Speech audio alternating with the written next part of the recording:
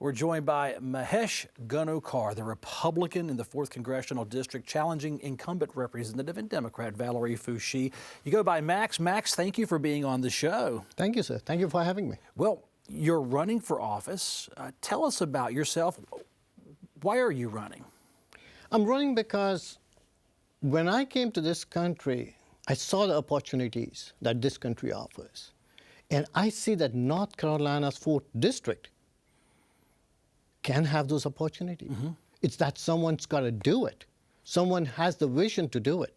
And when I see the 4th District, all I see is opportunities all around us. There are untapped potentials that we can tap into and grow the pie, take the district international. To give you an example, why don't we have export zones in District 4, where we can have small manufacturers here and have them do joint ventures with small entrepreneurs abroad? We have RDU, the airport.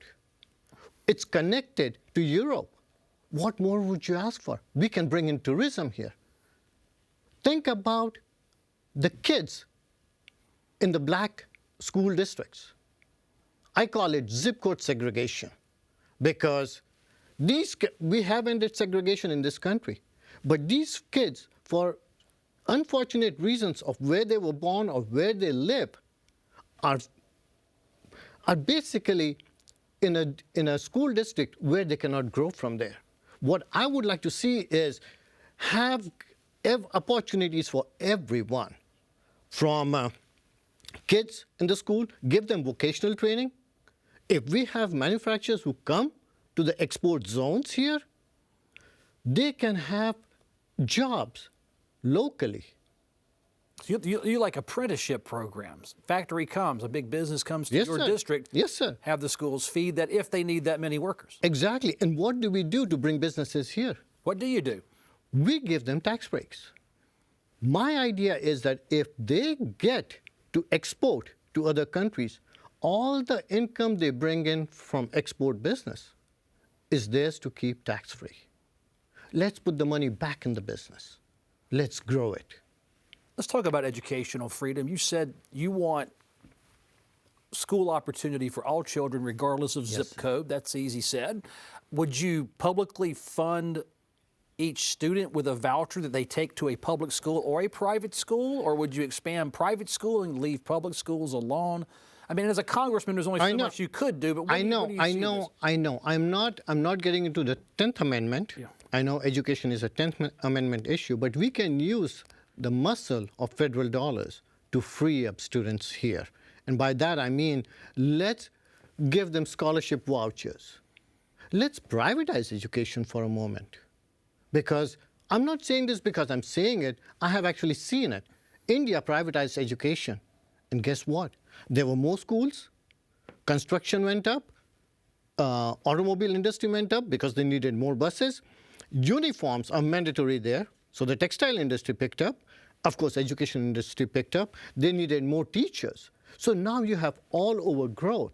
What I've noticed in this country is education is tied to real estate, and we need to decouple that. When we decouple that, we are freeing everyone. I know I'm taking a stance against some big, powerful people, but I am running in this district because I want to work for people. When you notice something, look all over the country. When people run, either on the Republican side or the Democrat side, you will notice one thing. They run based on the fact that they want to win. Most candidates do run to win. What's in it for me? Am I going to win? Why don't we for a moment think, I'm running for the people? Let's give them a different perspective. Because when we don't challenge one side or the other, what we are doing is, these are your people, keep them the way you want, we are not even going to touch them.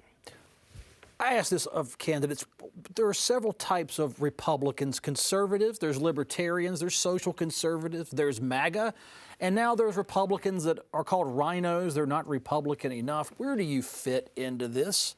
I see the "Don't Tread on Me" flag. Yes, sir. Yes, sir. I am a Tea Party patriot. Way back when Tea Party movement started, that's when I jumped in the movement. Because there are 5 things we really want: lower taxes, lower regulations, personal responsibility, freedom for all, and the biggest thing is to keep the American dream alive. These are the things that we really want to focus on. That's what I want to focus on. Rhinos, yeah, we fought them. MAGA, yes, they are there. Some of them have gone extreme right-wing. That's okay. But can we focus for once on the people itself? And that's where I come in. Healthcare affordability is part of your platform. Yes, sir. Affordability, there's accessibility.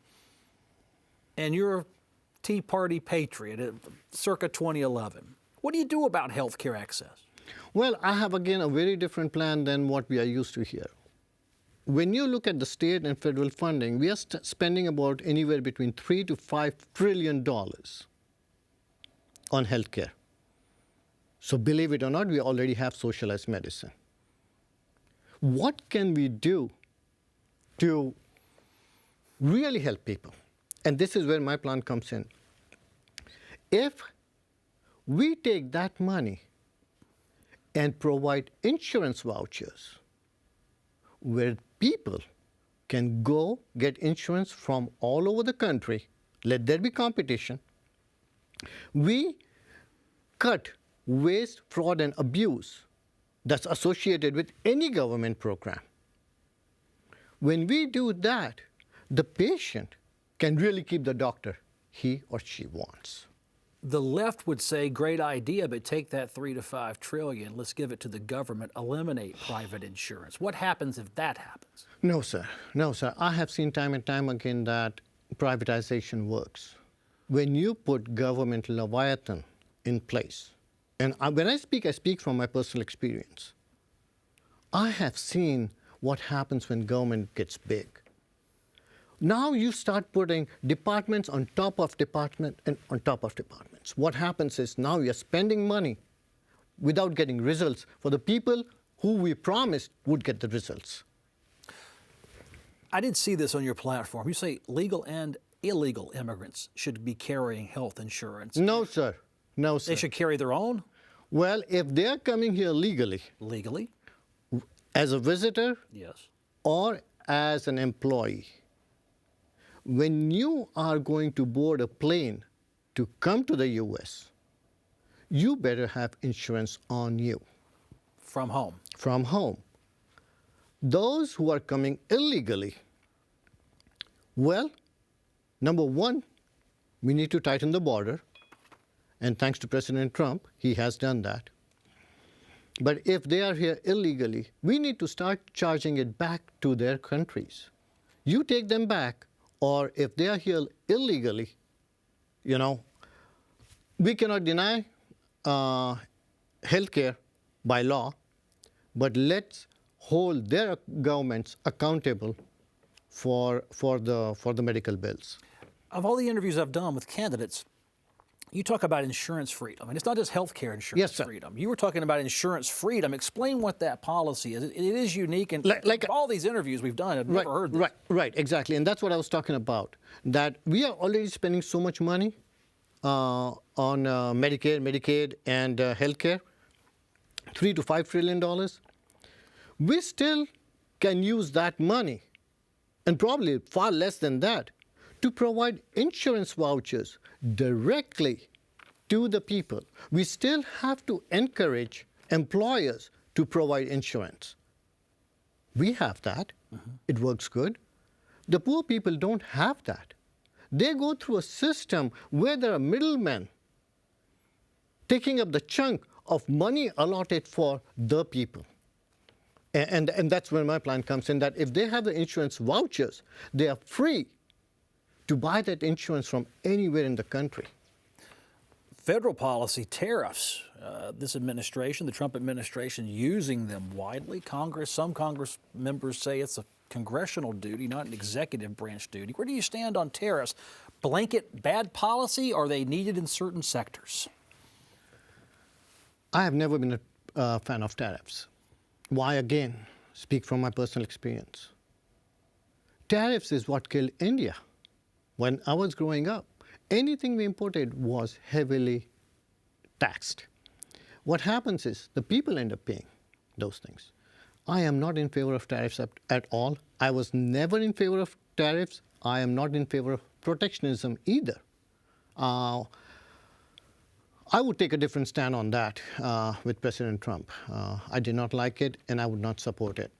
Immigration, you call for labor exchanges where Yes, foreign sir. workers can come seasonally. You use the word seasonally, Yes, as sir. needed. Yes, Walk us sir. through that. It seems like, a policy you could propose in D.C. Of course I can. Yes, I Well, can. how would it work?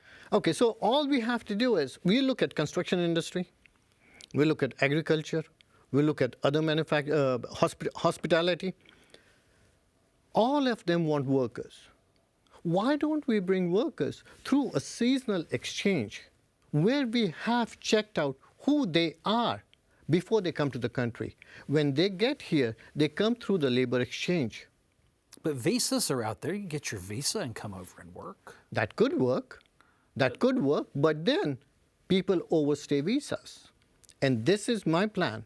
When they come through labor exchange, and now we have a farmer who needs 10 workers. He comes to the exchange, gets those 10 workers, takes them back. Takes them to the farm. When they are done, he reports back to the exchange that here are the guys, I'm done with it. They are yours either to send them back, or if someone else wants it, let them go there. Centralize that. Affordability for the working family. How do you make things affordable from Washington, D.C.? Yes, so number one, we need to cut taxes.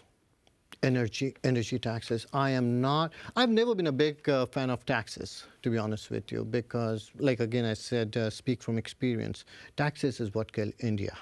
But the spending is the problem in America. According to both candidates of both sides say we're 40 Yes, trillion in debt, Yes, and sir. we have a deficit. If you cut taxes, are we still spurring the economy? Why don't we cut spending too? Like I talked about the $3 to $5 trillion that we spend on healthcare. Why not cut there? There are plenty of programs to cut. But what happens is when everyone goes there, and that's when my Tea Party starts speaking, everyone goes there and looks at it, what's in it for me? No one thinks about what's in it for my people in the district.